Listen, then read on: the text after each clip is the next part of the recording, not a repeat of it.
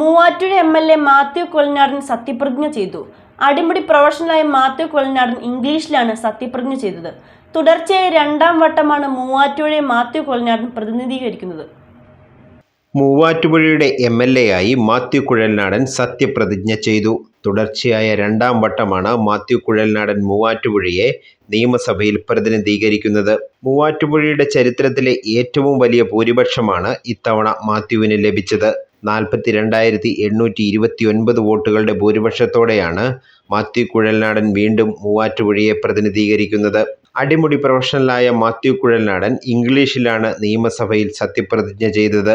I, Dr. Matthew Kuralnadan, having been elected a member of the Legislative Assembly, do swear in the name of God that I will bear true faith and allegiance to the Constitution of India as by the law established, that I will uphold the sovereignty and integrity of India, and that I will faithfully discharge the duty upon which I am about to enter. സാധാരണ കോൺഗ്രസ് എം.എൽ.എമാരെല്ലാം മുണ്ടും ഷർട്ടും ധരിച്ചാണ് സത്യപ്രതിജ്ഞയ്ക്കായി എത്തിയത്. അതേസമയം മാത്യു കുഴൽനാടൻ ഷർട്ടും പാൻറ്റും ധരിച്ച് in shirt ചെയ്ത് എത്തിയതും വ്യത്യസ്തമായി. കഴിഞ്ഞ തവണ 6,161 വോട്ടുകൾക്കാണ് മാത്യു കുഴൽനാടൻ ആദ്യമായി മൂവാറ്റുപുഴയെ പ്രതിനിധീകരിച്ചത്.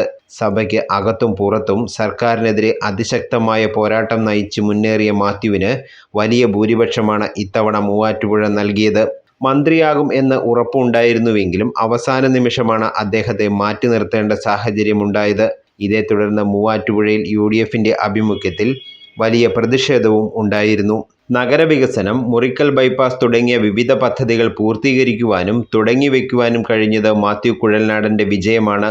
UDF സർക്കാർ അധികാരത്തിൽ എത്തിയതും മാത്യു കുഴൽനാടൻ വിജയിച്ചതും മൂവാറ്റുപുഴയുടെ സമഗ്രമായ വികസനത്തിന് മുതൽക്കൂട്ടാകും എന്ന വിശ്വാസമാണ് ജനങ്ങൾക്കുള്ളത്.